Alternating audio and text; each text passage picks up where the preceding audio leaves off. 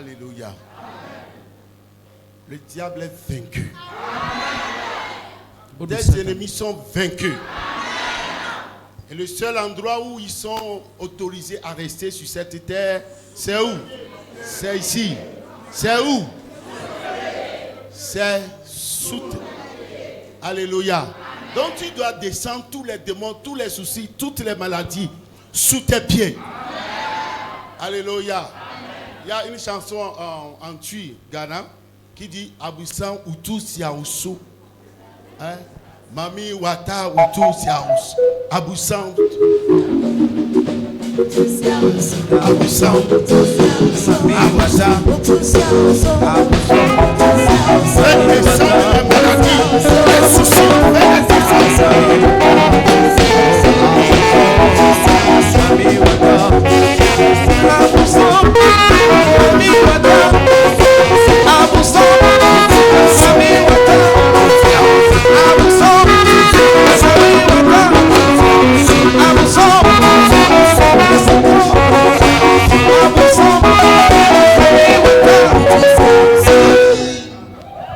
La bonne nouvelle que j'ai pour toi est que si tu autorises l'ennemi, le diable, à rester quelque part dans ta vie, c'est une exploitation illégale.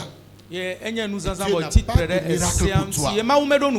Il nous a déjà donné le pouvoir de marcher, de chasser, d'ordonner et de créer. Alléluia. Amen. Ta vie est déjà un don. C'est un don que Dieu t'a octroyé. Si tu veux réussir, cela ne dépend pas de Dieu. Tu pourras faire de ta vie ce que tu veux. Puisque tu es ici ce matin, je sais que tu sais faire le bon choix. Ce qui veut dire que tu vas réussir. Contre la volonté de tes ennemis, dis je vais réussir. Je vais réussir. Je ne mourrai pas comme Lazare dans la pauvreté. Oh, tu ne le dis pas avec autorité. Alléluia. Amen. Je dis je vais réussir. Et laisser sur cette terre tout ce que Dieu a mis en moi pour cette terre. Et le jour où je vais quitter cette terre pour le paradis, je m'en irai vide. Alléluia. Ce qui sort de ta bouche est ce qui va gouverner ta vie. Amen. Amen. Nous allons faire 2 requêtes avant de donner le micro au prophète. La toute première requête est que c'est une aberration, c'est un sacrilège de perdre nos enfants. Personne ne doit mourir dans la commission de la grâce abondante du Christ avant son temps. Du siège jusqu'aux branches. Personne ne doit mourir dans nos communautés avant son temps. Donc on a épassant. Dis mon père, je décrète et déclare selon l'ordre de Psaume 118 au 17e verset, que je ne mourrai pas, je vivrai.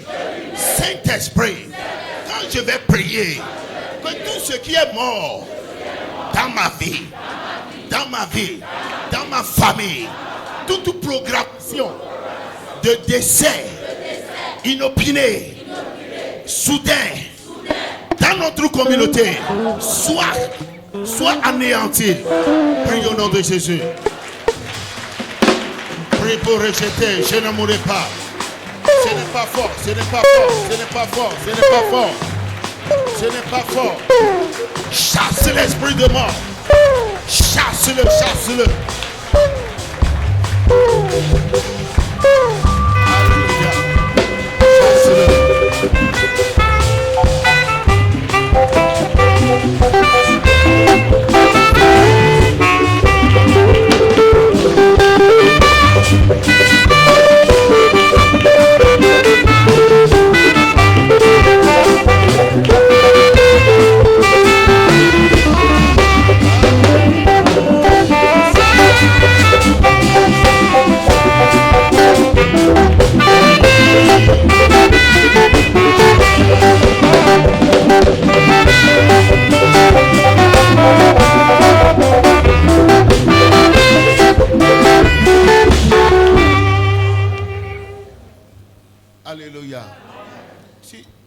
prie avec révélation, et quand on prie avec révélation, on déploie son autorité. Alléluia. Tu dois refaire cette requête. Alléluia. L'ennemi le plus têtu de l'homme, c'est la mort. Quand tu rends là, il n'y a plus rien à faire. Alléluia. C'est pourquoi l'esprit de mort ne peut pas s'approcher de ta tente. Il y a la mort émotionnelle, la mort financière, il y a la mort des relations, il y a la mort territoriale. Alléluia. Il y a la mort mentale. Tu comprends ce que je suis en train de dire?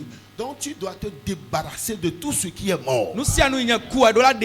Alléluia. Jésus est venu nous donner la vie. Me dit mon Père, mon Père. Ce n'est pas fort, je ne te sens pas. Mon Père, ce matin, j'ordonne que Jean 10 s'accomplisse dans ma vie, en priant que l'onction de résurrection se manifeste dans ma vie pour faire échec à tout ce qui est mort dans ma vie. Prie au nom de Jésus.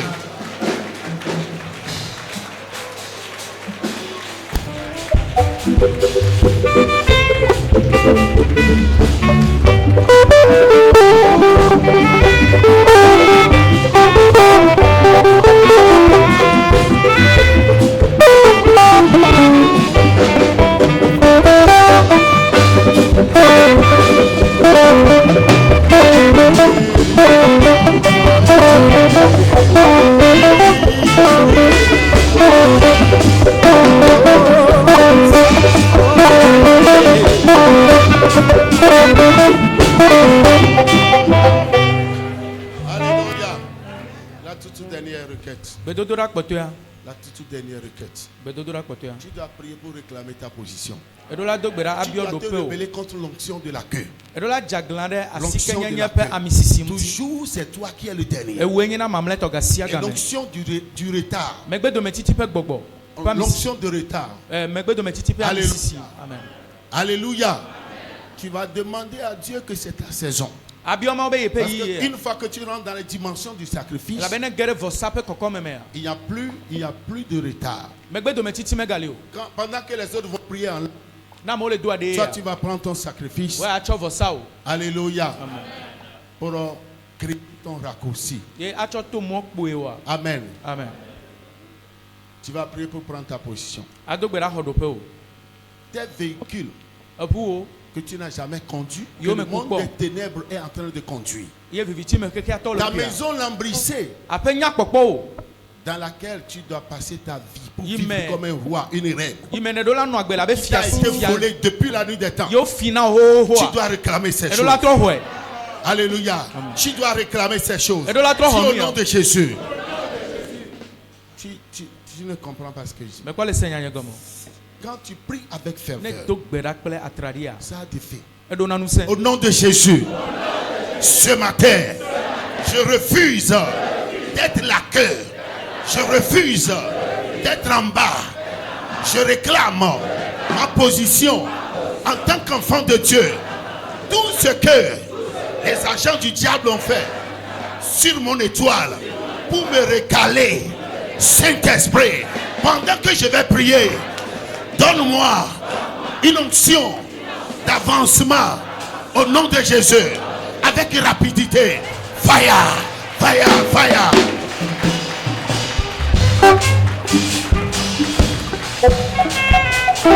Lève ta voix pour prier.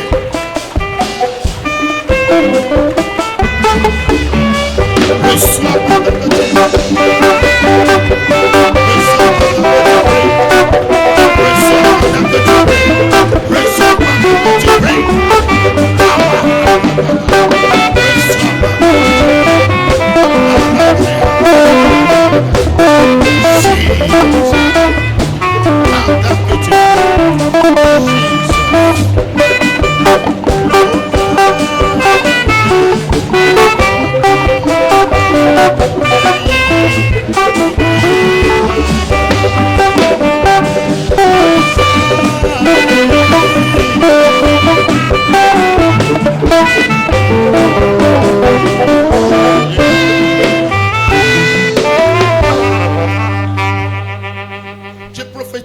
vie ce matin. Que quelle que soit la taille de tes ennemis, quel que soit ce qu'ils vont faire, au nom de Jésus, ils ne t'auront jamais. Les prophéties de Dieu vont s'accomplir dans ta vie. Quel que soit le monde des ténèbres est en train de tramer contre ta destinée. Le Seigneur s'est déjà levé. Et à tout bout de champ, quand ils vont s'assembler contre toi, il les dispersera au nom de Jésus. Après ce programme, les gens éprouveront des difficultés pour te reconnaître. Après ce programme, la terre va te donner tout ce dont tu auras besoin. Après ce programme, tes ennemis se marchent. Alléluia. Restez debout. Ce matin est l'apothéose. Et depuis le vendredi dernier, nous avions reçu le prophète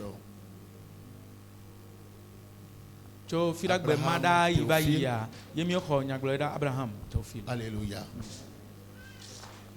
J'avais fait de très mauvaises expériences en Côte d'Ivoire. Mon tout premier voyage était un cauchemar. Je n'aime pas souvent raconter ma vie. Et le second était plus ou moins bon. Le troisième était encore une autre expérience désagréable. C'est là où j'ai croisé le prophète Féa béni de Dieu. Alléluia. Les voyageurs ont des expériences parfois désagréables. On ne peut pas tout vous raconter. Et quand je l'ai croisé, c'était en 2013. Nous avions prié pendant 4 ans. Lui aussi, il a prié afin d'avoir la confirmation qu'il soit ma couverture spirituelle. C'est là où j'ai commencé par aller en Côte d'Ivoire, par la grande porte. Alléluia. Par la grande porte. Et c'est par son entremise, j'ai fait la connaissance du prophète Théophile Abraham, qui est aussi l'un de ses fils.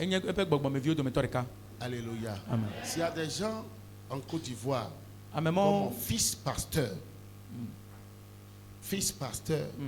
qui ont leur ministère, église, qui sont présidents de leur communauté, qui ne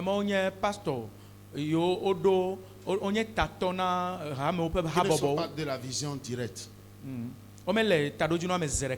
Ils sont des gens de confiance. Le tout premier que j'ai découvert pour mon père spirituel, Féa béni de Dieu, c'est le prophète Abraham.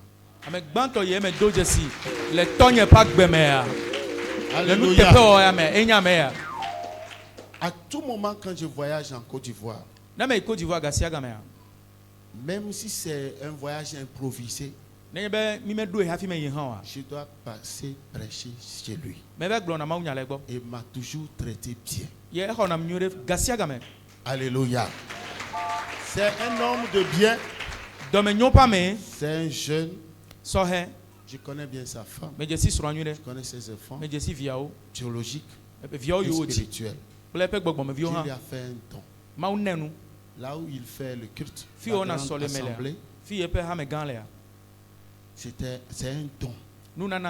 C'est l'un de ses fils qui a acheté le lieu, il a bâti une maison. Au moment où le diable l'avait attaqué, il disait à tout moment, quand il est humilié, Dieu lui donne quelque chose de plus grand.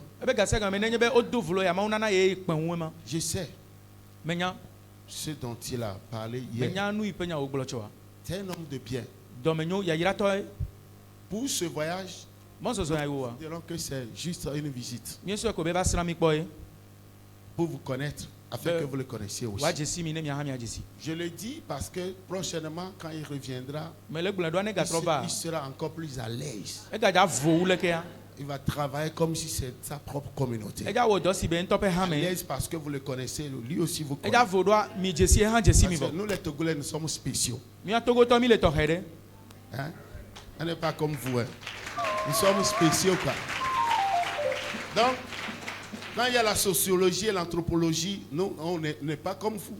Ok? Voilà. Quand on voit un Ivoirien, on sait que c'est un Ivoirien. On voit un Togolais. C'est pas par la morphologie. Mais ils ont beaucoup copié la France plus que nous. Donc, ils vivent comme des Français. Alléluia. Alléluia. Je le présente comme un membre de cette famille. Alléluia. C'est quand j'étais allé récemment à Abidjan. Pour les 50 jours de notre programme, on était en déplacement avec le vieux. Il m'a dit, tu dois recevoir le prophète Théophile. C'était la phrase qu'il a fait. Donc je l'ai appelé, on a calé une date. Alléluia. Amen. Alléluia. Donc s'il vient dorénavant, si vous le voyez ici, les autres invités. Vous devez vous préparer. Nous devons nous préparer. Le dimanche passé, il était à Logopé. Juste pour connaître là-bas.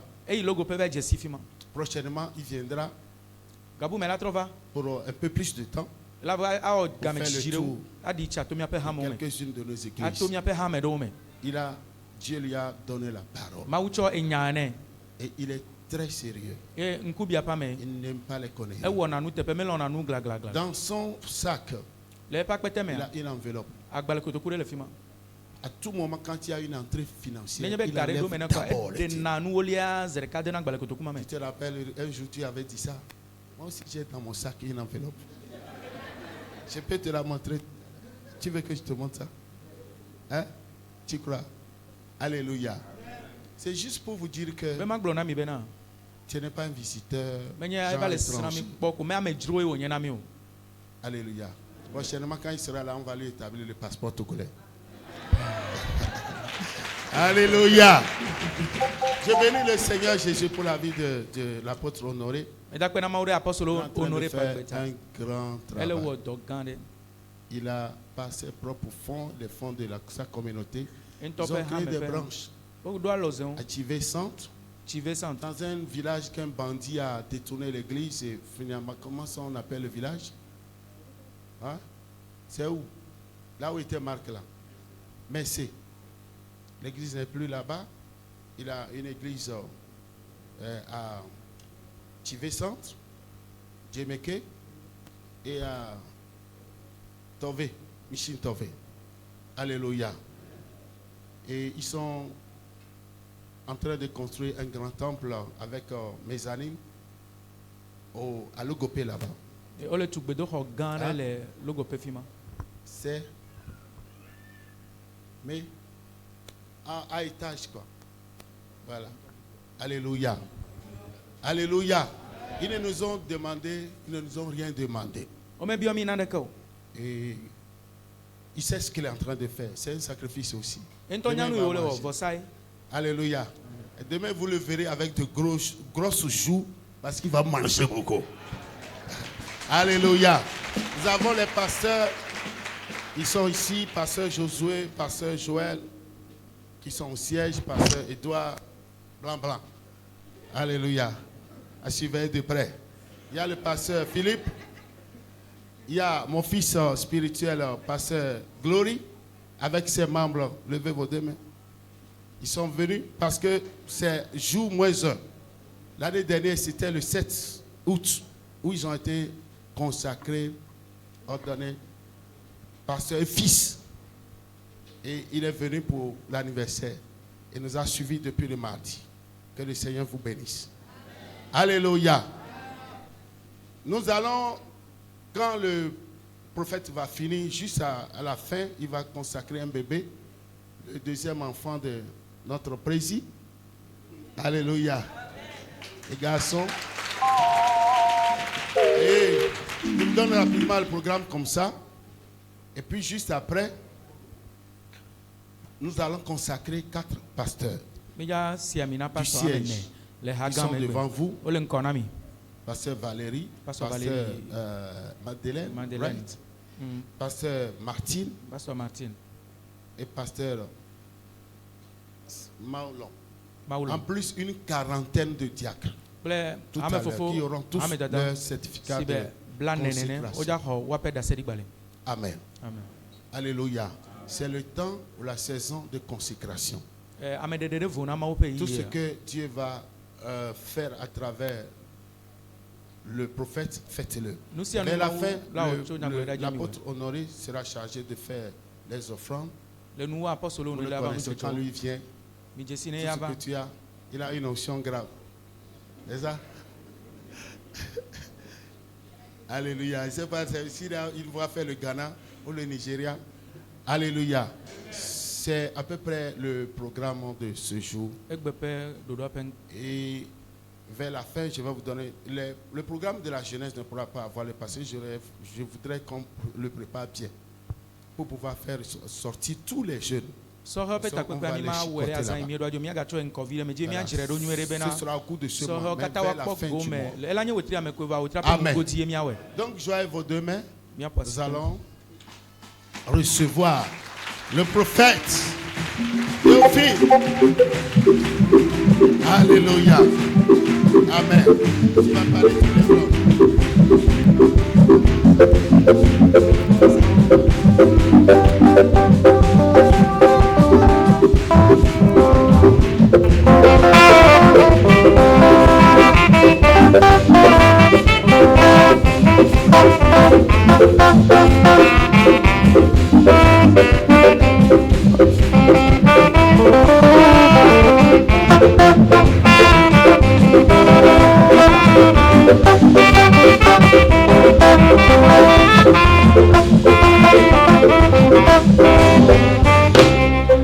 Amen.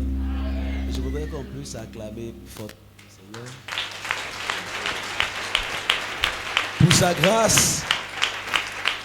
Il nous a gardés, il nous a assistés, soutenus jusqu'à ce dernier jour du programme. Et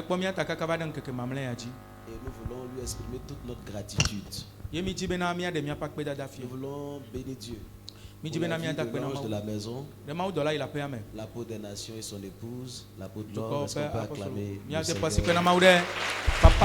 Avec toute la reconnaissance qui suit, allons-y, acclamons le Seigneur. Dis papa, nous vous aimons. Dis papa, maman, nous vous aimons. Nous sommes à l'aise sous votre abri. Sous votre couverture, nous allons prospérer. Dis papa, maman, nous vous aimons. Je connais un monsieur qui, quand sa maman l'a eu, son papa a disparu. Et il est devenu pasteur, un grand pasteur au Canada. Et quand il a grandi, il n'a jamais voulu avoir un père spirituel. Ce que son papa biologique lui a fait, ça l'a tellement marqué. Donc, même quand il est dans une église, il cherche une église où c'est femme qui est pasteur.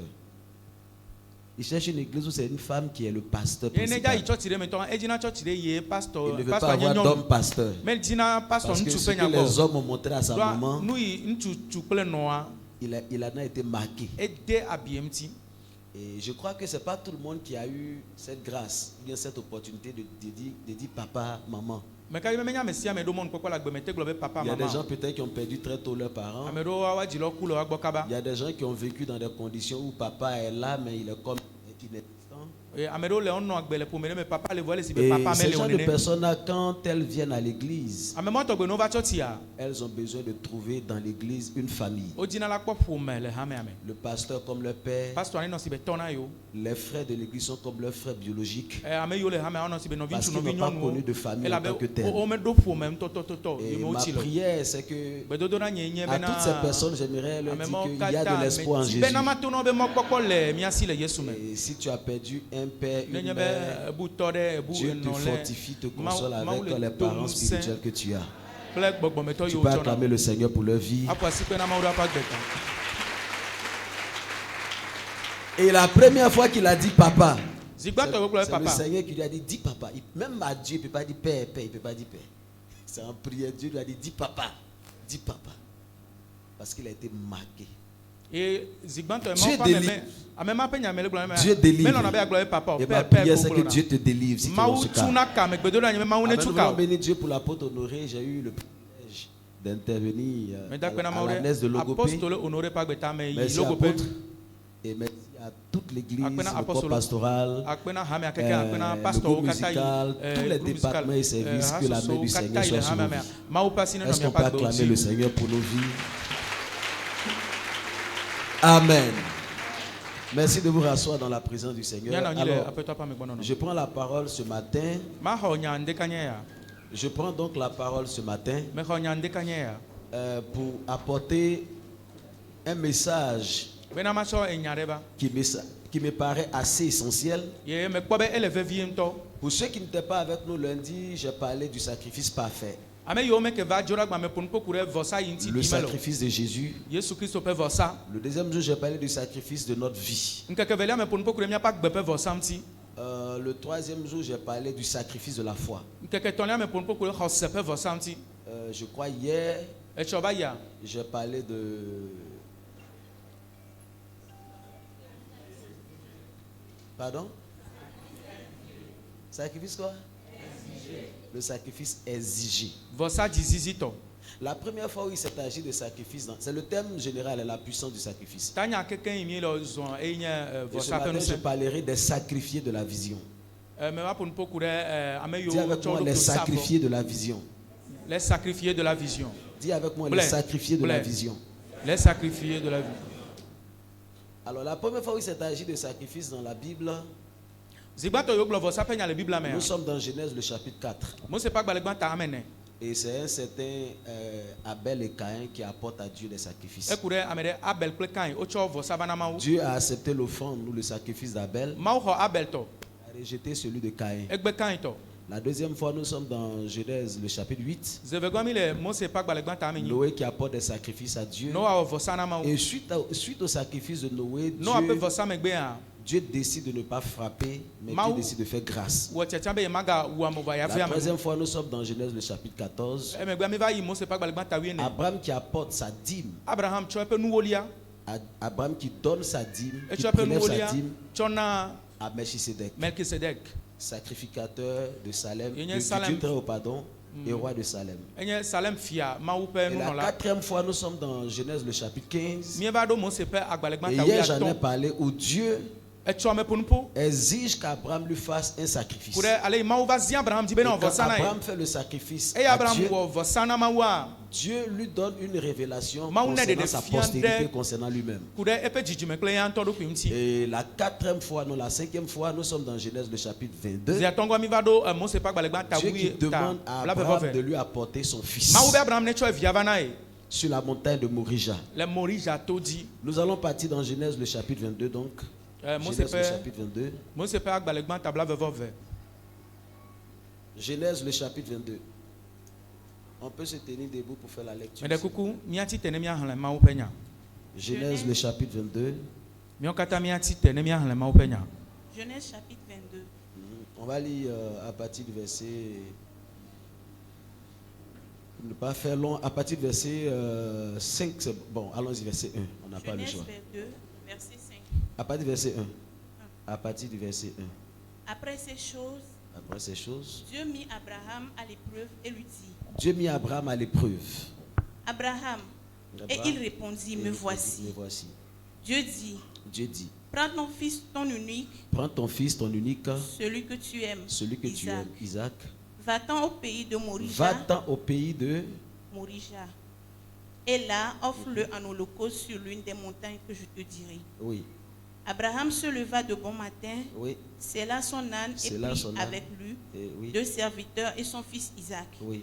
Il fendit du bois pour l'holocauste et partit pour aller au lieu que Dieu lui avait dit. Donc Abraham obéit à la voix de Dieu qui lui demande d'aller exécuter son fils Isaac. Allons-y, verset 4. Le troisième jour, Abraham levant les yeux, vit le lieu de loin. Oui. Et Abraham dit à ses serviteurs, restez ici avec l'âne. Mais moi et le jeune homme, nous irons jusque-là pour adorer. Et nous reviendrons auprès de vous. Pour adorer. Et la première fois où on parle d'adorer dans la Bible, il n'est pas en train de chanter. C'est la première fois que le mot adorer sort ici dans la Bible. Il n'est pas en train de chanter. Oh, ça y est. Oh, c'est nasi. Oh, il n'est pas en train de chanter. Il est en train de prendre un sacrifice pour aller. L'adoration n'est pas forcément la musique. L'adoration, ça doit être au-delà de la musique. Tu dois transporter devant Dieu un sacrifice. Allons-y, ma soeur. Abraham prit le bois pour l'Holocauste. Le chargea sur son fils Isaac. Abraham prit le bois pour l'Holocauste et le chargea sur son fils Isaac. Je reprends. Abraham prit quoi? Le bois pour l'Holocauste et chargea le bois sur qui? Sur qui, s'il vous plaît? Abraham chargea le bois sur qui? Sur son fils Isaac. Allons-y. Et portant dans sa main le feu et le couteau. Et ils marchèrent tous deux ensemble. Les deux étaient en train de marcher. Le bois était sur la tête de qui? Le bois était sur la tête de qui? Le bois était sur la tête de qui? Sur la tête d'Isaac. Et les deux étaient en train de marcher. Allons-y, ma soeur. Le verset 7. Verset 7. Alors Isaac parla à Abraham. Son père dit. Mon père. Et il répondit, me voici mon fils. Isaac le prit. Voici le feu et le bois. Mais où est l'agneau pour le Où est l'agneau? Dis à ton voisin, où est l'agneau? Alors, merci, on va s'arrêter là pour aller vite. Alors, merci, rassez-vous s'il vous plaît. Alors, les sacrifier pour la vision. La vision que Dieu donne à un homme, elle est plus grande que cet homme. Toute vision a besoin d'une provision. Je pense pour ma part que Dieu ne peut pas vous donner une vision sans vous donner la provision. La provision, c'est tous les éléments dont tu as besoin pour pouvoir accomplir la vision de Dieu. Je réponds, la provision, c'est tout ce dont tu as besoin pour accomplir la vision de Dieu. Si Dieu est Dieu, c'est que ses promesses s'accomplissent forcément. Et Dieu fait concourir toutes choses pour notre bien. En d'autres termes, Dieu met ou dispose tout ce dont nous avons besoin pour pouvoir réaliser lui Dieu sa volonté. Retenez ceci, que si la vision elle est céleste, la provision aussi elle est céleste. Une provision humaine ne peut pas accomplir la vision de Dieu. Si la grâce de Dieu n'intervient pas, vous ne pouvez pas accomplir la vision que Dieu vous donne. Et la vision, ce n'est pas forcément l'argent. Mais la vision, c'est aussi les hommes, les femmes que Dieu nous donne. Dans le cadre de ce que Dieu nous demande de faire. Alléluia. Amen. Alors, la Bible dit que Dieu dit à Abraham, prends ton fils, celui que tu aimes, va me le sacrifier sur la montagne de Morija.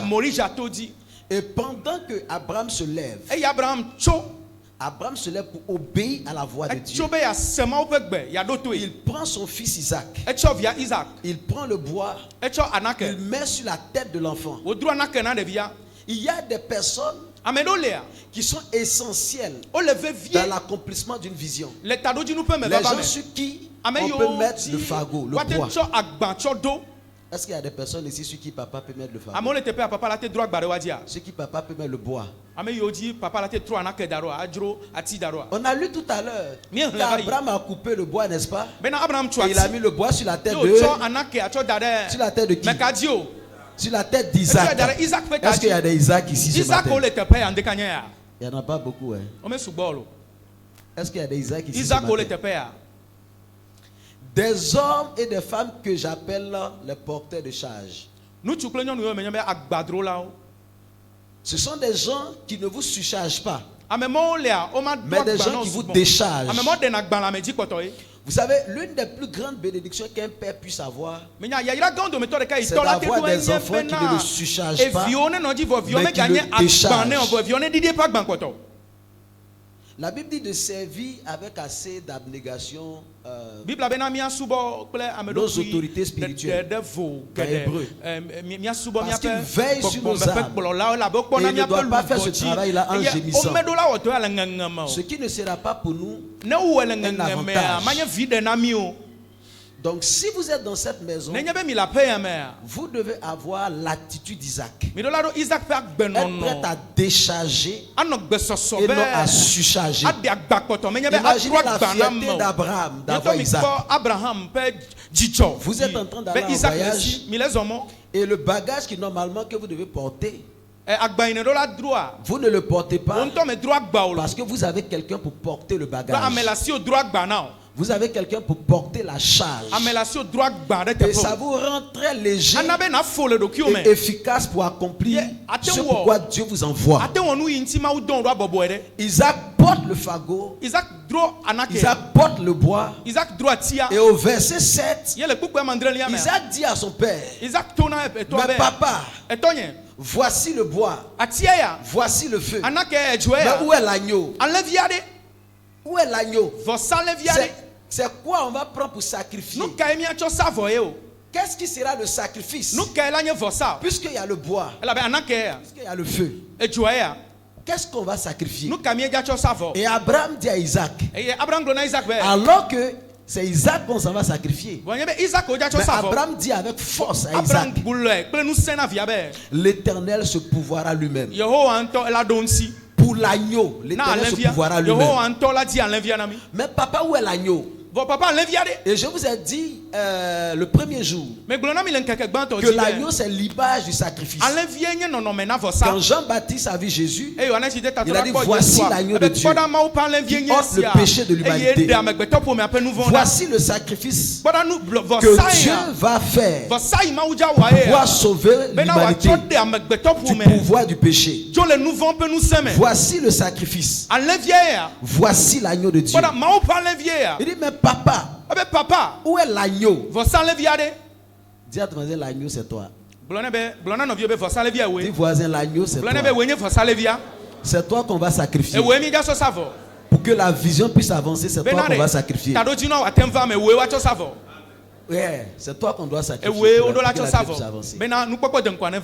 Donc tu marches avec quelqu'un, il sait tout le programme et puis il ne te dit pas le programme. Il dit mais papa, qui on va sacrifier? Où est le mouton qu'on va sacrifier? Et le père dit à la montagne, l'Éternel se pourvoira. À la montagne, Dieu va pouvoir. Dans Hébreux le chapitre 6, la Bible dit que Abraham, quand il partait sacrifier Isaac, il avait la confiance que Dieu n'est pas un menteur. Si Dieu a donné Isaac et Dieu a dit qu'il le bénirait par Isaac, c'est que même si Isaac mourait, la Bible dit qu'Abraham crut que Dieu était le Dieu qui ressuscite les morts. En d'autres termes, dans la pensée de ce vieillard, allant sur la montagne pour sacrifier son fils Isaac, il savait que forcément Dieu avait le moyen de ramener Isaac à la vie.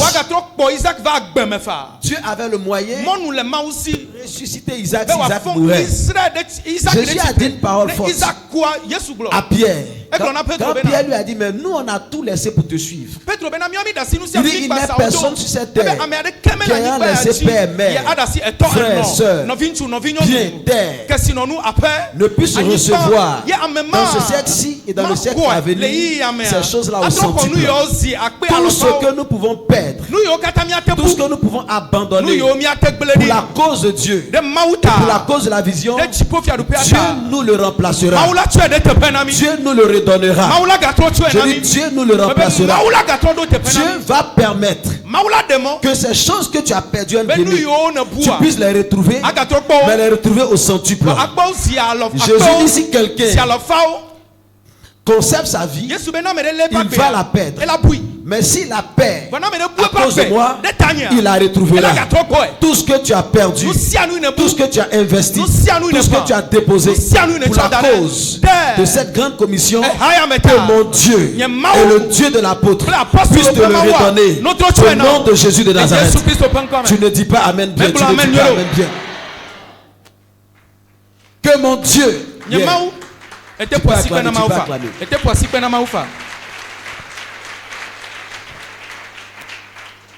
Mais papa, où est l'agneau? Papa, en l'enviade. Où est l'agneau? En l'enviade. L'agneau, c'est toi. Les fils doivent être prêts à porter la vision de leur père. Yes. David disait à Saül, dans le livre de 1 Samuel, le chapitre 17, à partir du verset 34, il dit, ton serviteur faisait paître les brebis de son père. Et quand l'ours venait, quand le lion venait pour prendre une des brebis de mon père, qu'est-ce qu'il faisait? Ton serviteur faisait paître les brebis de son père.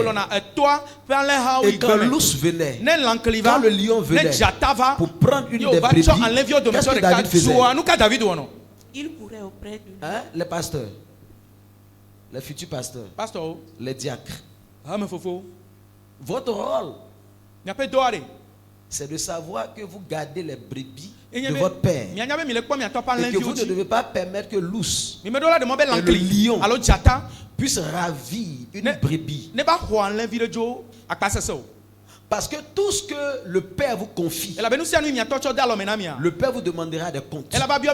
S'il a demandé des comptes à Jésus, qui est le bon berger, donc le berger par modèle, il dit tout ce que tu m'as donné, je les ai gardés. Je les ai gardés. Tout ce que tu m'as donné, je les ai gardés. À part le fils de la perdition, j'ai gardé tout ce que tu m'as donné. Je n'ai pas perdu un seul. C'est celui qui voulait se perdre là. C'est lui qui s'est perdu. David dit quand l'ours venait, quand le lion venait pour prendre une brebis de mon père, je poursuivais un homme en train de poursuivre un lion, un homme en train de poursuivre l'ours. Pourquoi? Parce qu'il sait que la brebis est tellement importante. La brebis ne lui appartient pas, mais la brebis appartient à son père. Et il a le devoir moral, il a l'obligation de ne pas perdre la brebis de son père.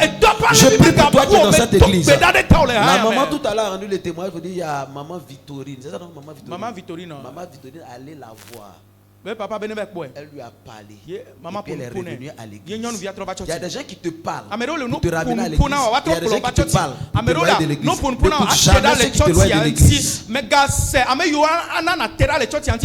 N'écoute jamais ceux qui te loient de l'église. Ceux qui te loient de ton père ne t'aiment pas.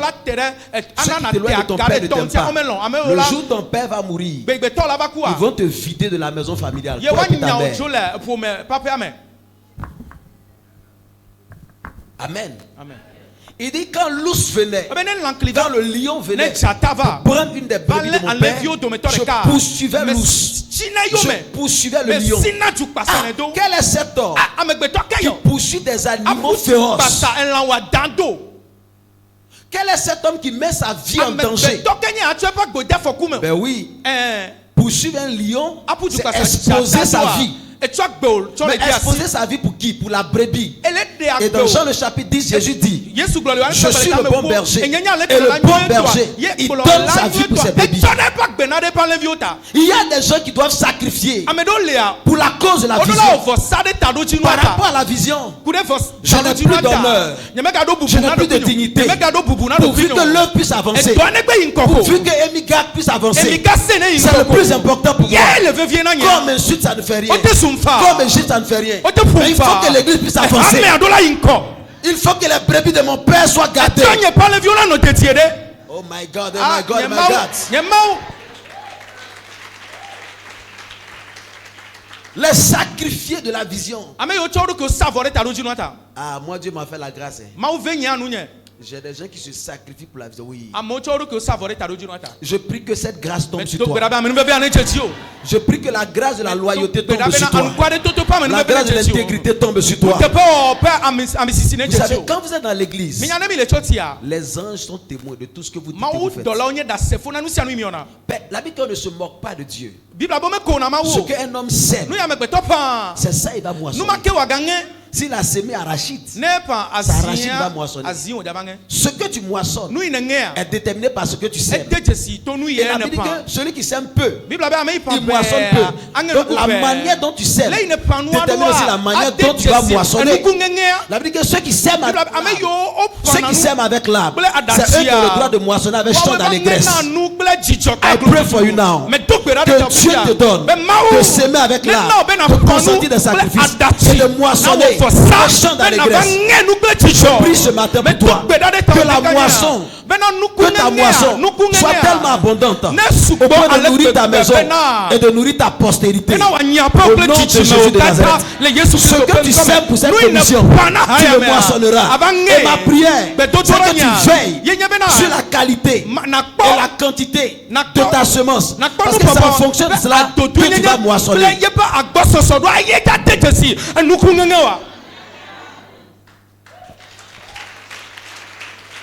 Ce qu'un homme moissonne se trouve dans ce qu'il sait. C'est parce que je sais que ce que je suis en train de faire, ça va me donner un tel résultat que je m'y mets. Et je prends garde à la manière dont je suis en train de s'aimer. Votre moisson se trouve dans votre sémence. Votre moisson se trouve dans votre sémence. Ce que tu seras demain, ce que sera ton foyer demain, ta maison demain, est déterminé par ce que tu fais aujourd'hui. Ce que tu as aujourd'hui est lié au choix que tu as fait hier. C'est le choix que tu as fait hier qui te met là où tu es. Alors quel est le choix que tu es en train de faire ce matin par rapport à ton avenir? Je te propose le sacrifice. Je te propose le sacrifice. Les sacrifiés de la vision. Des gens qui peuvent mourir, accepter de mourir pour une vision. Comme Isaac, il a accepté de porter la charge du bois. Et il demande à son père, mais où est l'agneau? Il dit que quand ils allaient sur la montagne, Abraham, on va lire ça. Allons-y dans Genèse chapitre 22, s'il vous plaît.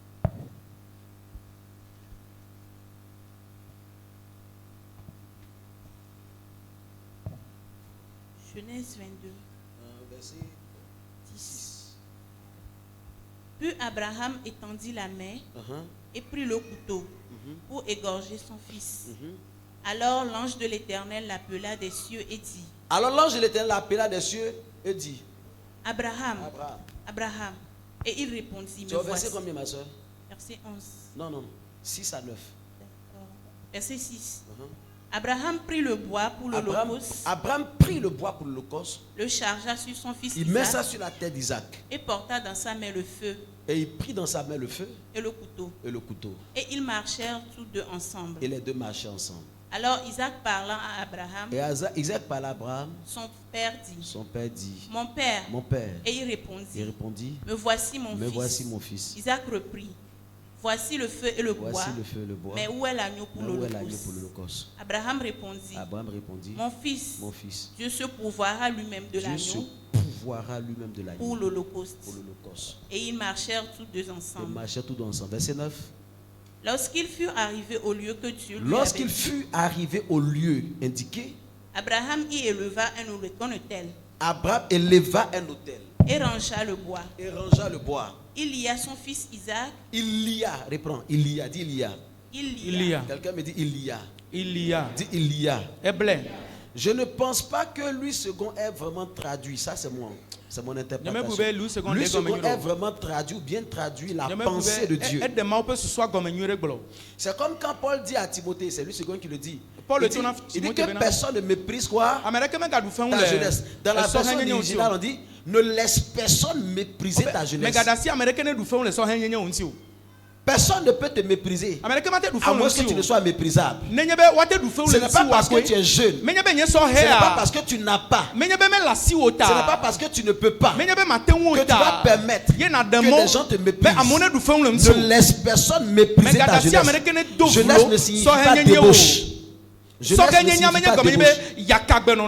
ne signifie pas immaturité. On peut être jeune et puis avoir la tête sur les épaules. On peut être jeune et puis savoir où on va. Comme on peut être vieux et puis prendre tout son salaire pour aller dans une boîte de nuit, tout dépenser. Et puis on peut être jeune et puis prendre sa bourse d'études, épargner pour payer ses études. Donc la sagesse ne se trouve pas dans la vieillesse. La sagesse ne se trouve pas forcément dans la vieillesse. On peut être jeune et puis sage. On peut être jeune et puis être sage. Comme on peut être vieux et puis manquer de sagesse.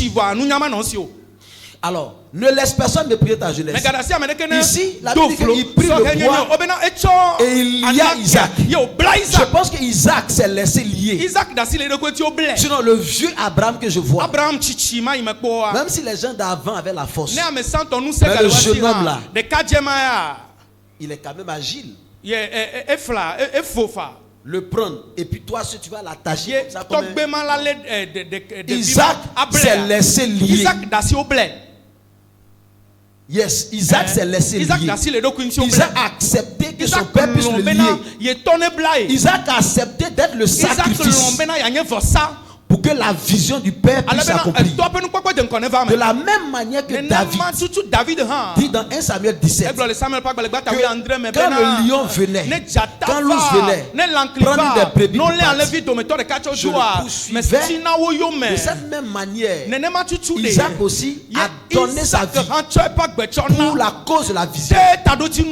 David a donné sa vie pour la cause de la vision, pour les brebis de son père, les brebis de la maison de son père. Et c'est pourquoi Dieu aussi va l'établir comme roi sur Israël. Si un homme peut bien gérer les animaux, c'est qu'il peut aussi bien gérer les hommes.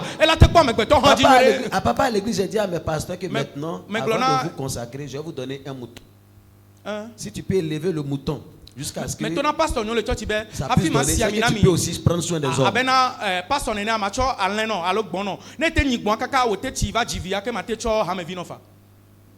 Donc quand on va te consacrer, on te donne un mouton. Et tu vas prendre soin de ce mouton. La manière dont tu prends soin de ce qu'on te donne détermine si tu pourras prendre soin des âmes du Seigneur. Jésus a dit à Nicodème, si je te parle des choses physiques et puis tu ne comprends pas, c'est pas quand je vais te parler des choses spirituelles que tu vas comprendre. Donc en fait les choses physiques sont censées expliquer des vérités spirituelles. Les choses matérielles sont censées expliquer des réalités spirituelles. Si je te parle des choses matérielles et puis tu ne comprends pas, c'est pas quand je vais te parler des choses spirituelles que tu vas comprendre. Si tu n'es pas capable d'être fidèle dans de petites choses, tu ne peux pas être fidèle dans de grandes choses. Si tu n'as pas pu gérer un, c'est que tu ne peux pas gérer deux. Donc ta capacité à gérer un animal détermine ta capacité à pouvoir gérer aussi un homme. Et je prie pour vous ce matin que tout ce que l'homme de Dieu mettra entre vos mains, vous avez la capacité de pouvoir gérer cela. Dans Matthieu le chapitre 25, la parabole des talents. Cet homme avant de partir en voyage, il donne des talents. 5.3.1. Et celui qui a reçu un talent, la Bible dit qu'il allait la cacher son talent. Mais avant, notez bien, il dit, il leur donna le talent en fonction de leur capacité à gérer. Donc, on ne te donne pas les talents parce qu'on veut. On te donne les talents en fonction de ta capacité à gérer. Ce que tu peux gérer détermine ce que tu peux avoir. Alors, avant de chercher à avoir, il faut créer la capacité de pouvoir gérer ce que tu veux avoir. Je prie pour toi ce matin que Dieu élargisse l'espace de ta tente, que Dieu élargisse tes entrailles, que Dieu élargisse tes reins spirituels et que ta capacité à recevoir soit tellement énorme. Au nom de Jésus de Nazareth.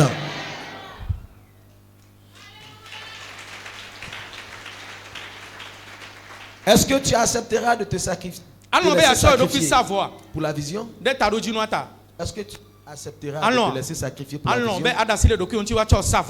Est-ce que tu accepteras de te laisser sacrifier pour la vision? Regarde ton voisin qui dort souffle dans ses yeux. Il y a un voisin qui dort souffle dans ses yeux.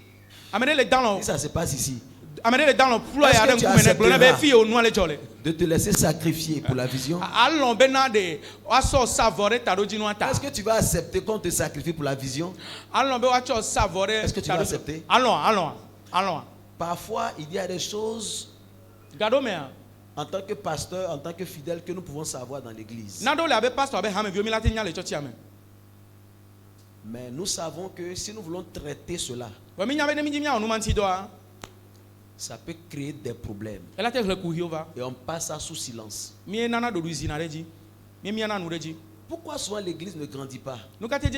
C'est parce que chacun veut mettre son ego, son moi au-dessus des intérêts de l'église.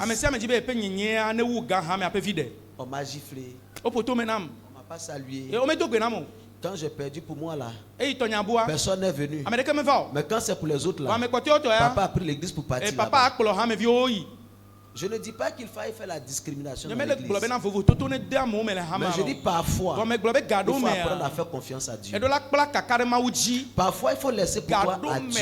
Et puis permettre à ce que l'église puisse avancer. À nous qui sommes les plus anciens dans l'église, nous devons avoir un esprit du bon frère. Savoir accueillir les nouveaux que Dieu nous donne, les aider à s'intégrer dans la communauté et les aider à servir Dieu. Donnons de la place à d'autres personnes afin que quand elles arrivent, elles se sentent à l'aise et elles se sentent intégrées à la communauté. Je prie pour toi ce matin que Dieu ouvre ton ventre et que Dieu déverse dans ton ventre toutes sortes de capacités afin que tu puisses gérer tout ce qu'il te donne au nom de Jésus-Christ de Nazareth. Les sacrifier de la vision. Nous allons conclure en lisant 2 Corinthiens le chapitre 5 verset 8. 2 Corinthiens le chapitre 5 verset 8. 2 Corinthiens 5 verset 8. C'est important et ça se trouve dans mon livre.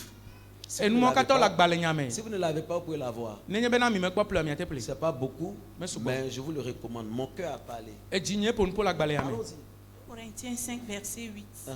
Nous sommes pleins de confiance et nous aimons mieux. 2 Corinthiens. Oui, 5. 2 Corinthiens 5, verset 8. Et non seulement ils ont contribué. Oui, c'est ça. 2 Corinthiens 5, verset 8. Nous sommes pleins de confiance. Et nous aimons mieux quitter ce corps et demeurer auprès du Seigneur.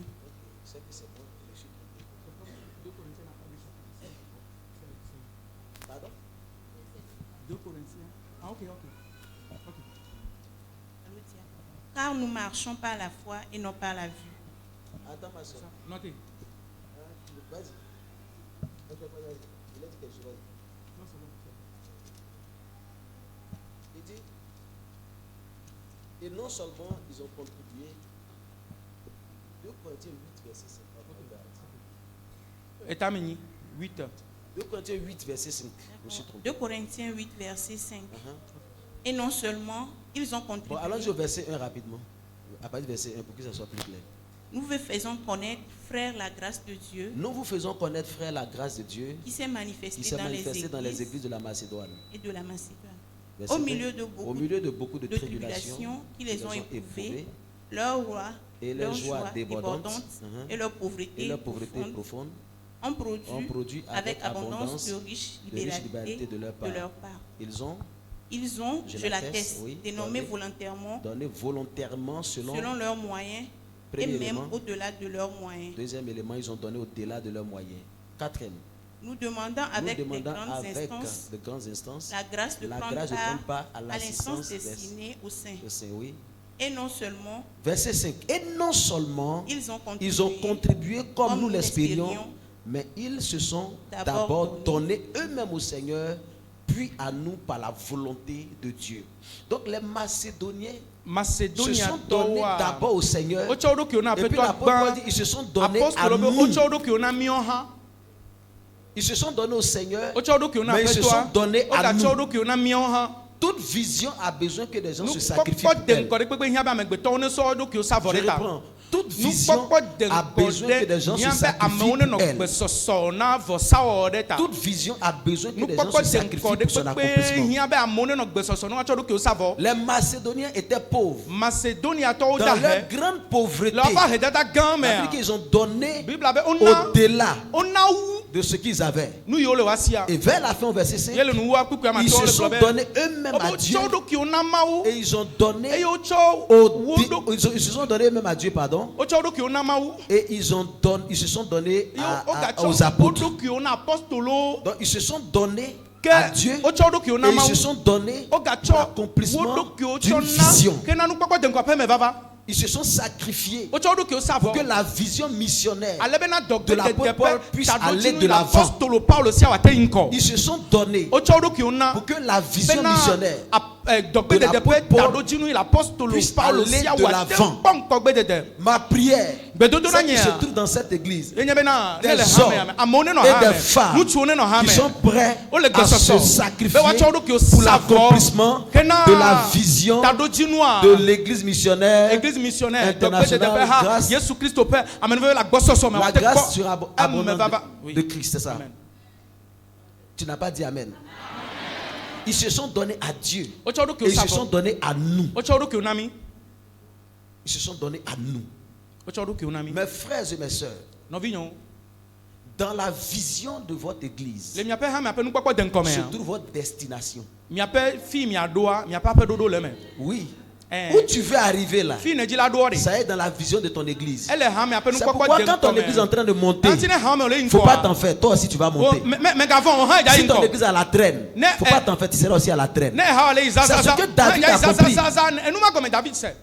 Il dit mais comment moi j'habite un palais de cèdre et puis la maison de l'Éternel est à la traîne. Il a compris que son avenir est en danger. Donc il prend la résolution de bâtir la maison de Dieu. Parce qu'il estime qu'il n'y a pas une conformité entre sa vie et puis la maison de Dieu. Je peux pas dans un palais de cèdre et puis l'église là ne va pas. Je ne peux pas avoir tout ce potentiel là et puis l'église n'avance pas. Qu'est-ce que je peux faire pour que l'église puisse avancer? Votre destination se trouve dans la vision de votre église. Tout ce que vous voulez se trouve dans la vision de l'église. Dieu a tout pourvu depuis le jour où il vous a mis dans cette maison. Si vous savez faire, si vous savez marcher, si vous savez traiter, vous allez accomplir votre vision, votre destination pendant que la vision du Seigneur est en train de s'accomplir. La vision de l'église. La vision de l'église. La vision de l'église. Tu as déjà pris en compte. Tu es en train de prier pour ton mariage. Mais ton mariage se trouve dans la campagne qu'on va faire à Logopé le mois prochain. Donc quand papa va dire allons évangéliser, j'ai toujours moi j'ai prié pour mon mariage. Tu pries pour quel mariage? On dit, ton mari se trouve dans la campagne d'évangélisation. Toi tu as prié pour ton mariage. Et voici comment beaucoup de personnes échouent. Tu as l'impression que c'est quand tu jeûnes, tu pries que Dieu fait. Non. C'est quand tu es dans sa volonté que Dieu fait. Tu peux faire 40 jours à citron. Tu peux faire 40 jours à citron. 40 jours de jeûne à citron. Et tu ne peux pas être exaucé par Dieu. Ce qui fait bouger le ciel, c'est l'obéissance. Pas les sacrifices, c'est l'obéissance qui est derrière les sacrifices.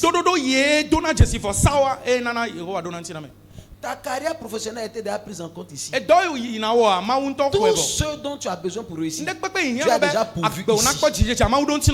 Ça peut passer par l'homme de Dieu directement, comme ça peut passer par une maman de l'église indirectement. Ça peut passer par n'importe qui.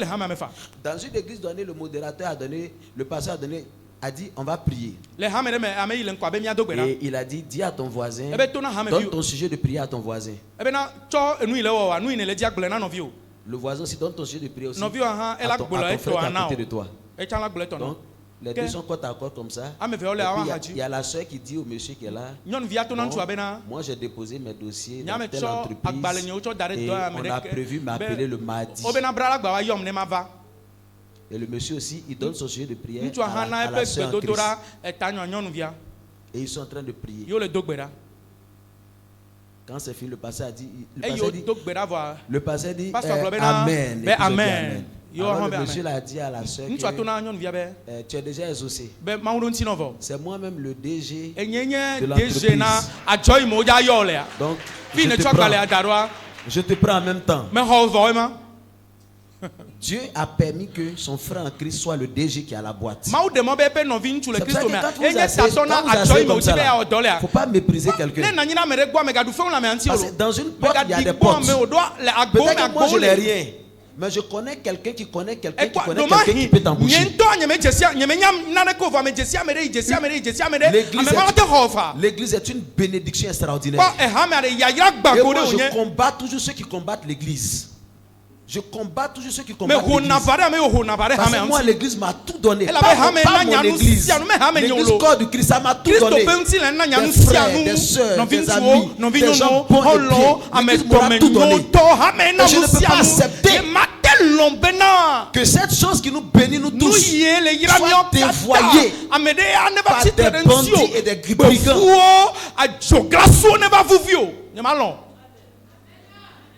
La soeur qui est assise à côté de toi, tu la regardes comme ça. Tu ne sais pas qui elle sera dans 6 mois. Tu ne sais pas. Vous qui aimez honorer les gens parce qu'ils ont, apprenez à honorer les gens parce que Dieu les aime. Tu as tant aimé le monde. Pas Dieu a tant aimé l'église. Dieu a tant aimé le monde. Donc les pécheurs qu'il a donné Jésus-Christ. Tu as tant aimé le monde. Pas Dieu a tant aimé les pasteurs. Tu as tant aimé le monde. Tu as tant aimé les prostituées. Comment Dieu peut aimer tellement les prostituées? Et puis nous sommes dans l'église. On ne peut pas aimer le frère. On ne peut pas aimer la soeur. On a notre manière de voir les choses. Nous devons voir comme Dieu voit. Et je prie pour toi ce matin. Que ton cœur soit rempli de l'amour de Dieu. Que le Saint-Esprit télécharge dans ton cœur un amour extraordinaire. Pour les frères et pour les sœurs. Dis à ton frère, je t'aime dans l'amour du Seigneur. Dis à ta soeur, je t'aime dans l'amour du Seigneur. Dis-lui désormais, si tu cherches un bon frère, une bonne soeur, je suis là. C'est sans arrière-pensée. C'est sans intérêt. Mais parce que je vois Dieu en toi. Dis ma soeur, tu es une bénédiction pour l'église. Dis mon frère, tu es une bénédiction pour l'église. Et si on se met ensemble, on va sauver beaucoup de personnes. Dis mon frère, à partir du dimanche qui vient, moi aussi je vais envoyer 7 frères.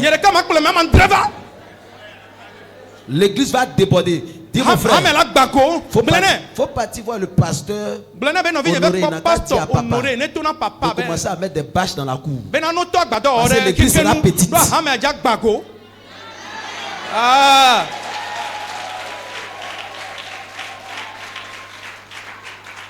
Dis l'église sera petite. On va casser pour aller là-bas.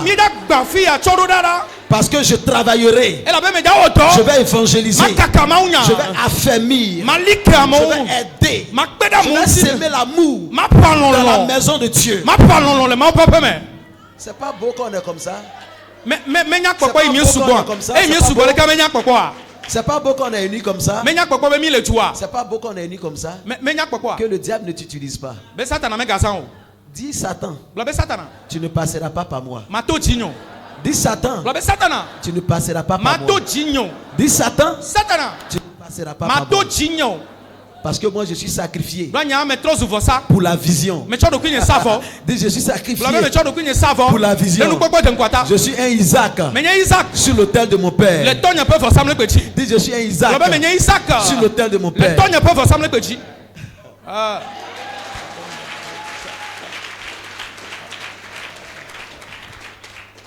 Oh, j'aime l'église. Ouais, j'aime l'église. En tout cas, je bénis Dieu qui m'a sauvé. Je ne peux pas être à l'aise en dehors de l'église. Quand dimanche arrive comme ça, je suis content. Je vais partir voir mes frères. Chers amis, personne n'a envie de nager dans une eau qui n'est pas douce. Vous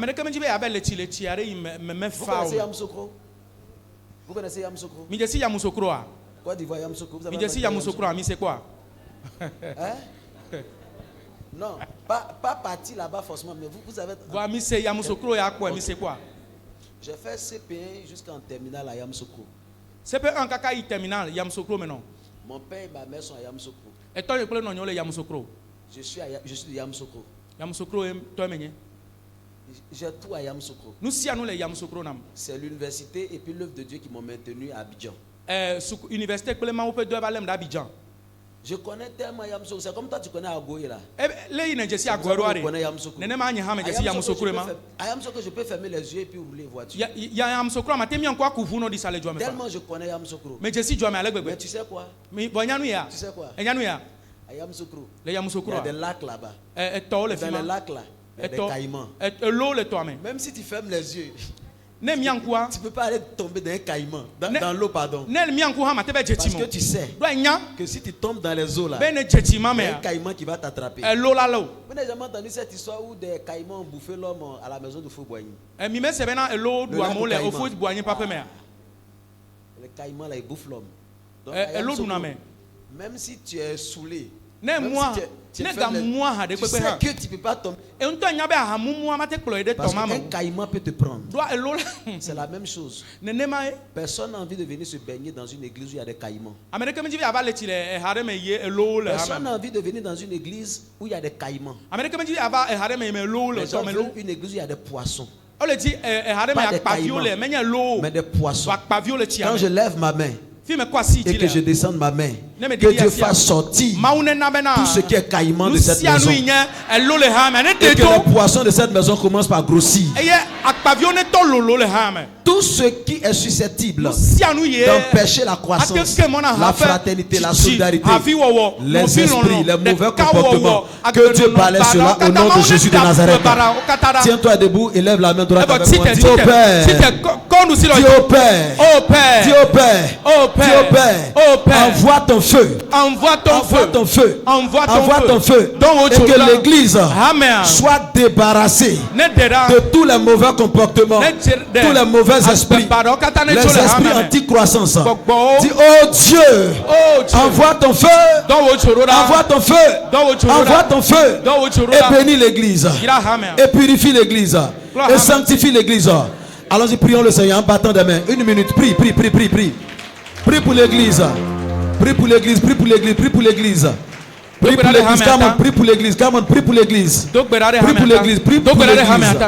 Prie pour l'église. Que toute plante que le Père n'a pas plantée soit déracinée ce matin par le feu. La plante de l'anticroissance, la plante de la division, la plante de commérage, la plante de la méchanceté. Allons-y, prions le Seigneur. Prie avec vie.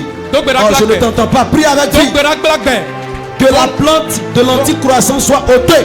Que la plante de la division soit embrasée. Que la plante de la division, de commérage, de la méchanceté, de l'hypocrisie, que la plante satanique soit brûlée, consumée totalement au nom de Jésus de Nazareth. Et que ce lieu soit comme Manaïm, un lieu rempli des anges. Un lieu rempli des anges. Que la présence des anges soit extraordinaire dans cette maison.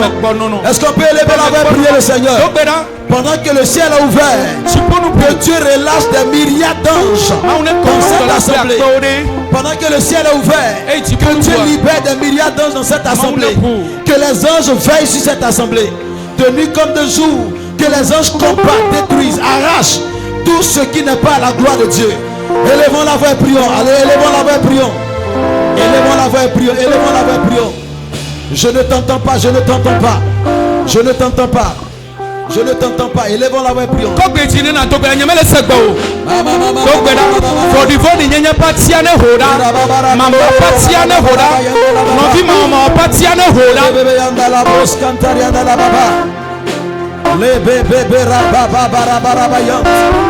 Nous déclarons la victoire. Nous déclarons la victoire. Nous proclamons la victoire. La victoire de Dieu. La victoire de Dieu. Au nom de Jésus de Nazareth. Merci Seigneur. Mets la main sur le cœur. Dis Seigneur, ce matin, je viens à toi. Prends ma vie. Utilise-moi. Fais avancer ton œuvre. Tu nous as parlé de sacrifier pour la vision. Les sacrifier pour la vision. Me voici Seigneur comme un sacrifice vivant pour faire avancer ton église. Me voici Seigneur comme un sacrifice vivant pour faire avancer l'évangélisation. Me voici Seigneur comme un sacrifice vivant pour la croissance de l'église. Au nom de Jésus, je prie pour toi. Père, merci. Merci pour ta grâce. Merci pour ta fidélité. Tu nous as rassemblés ce matin et tu nous as bénis par ta parole. Merci pour les décisions qui ont été prises ce matin. Merci de faire de nous de véritables instruments de tes mains. Que nous soyons des bénédictions, oh Dieu, pour l'Église. Et que par nos vies, Seigneur, d'autres âmes soient sauvées, soient affermies, soient intégrées à cette vision. Reçois la gloire dans le nom de Jésus de Nazareth. Quelqu'un me dit amen très fort. Est-ce qu'un sacrifié pour la vision peut dire alléluia? Est-ce que quelqu'un qui se sacrifie pour la vision peut dire alléluia? Alléluia. Alors je vais demander à papa et à maman de venir avec le bébé. Le bébé a consacré. C'est merveilleux ce que Dieu fait. C'est merveilleux ce que Dieu fait quand on y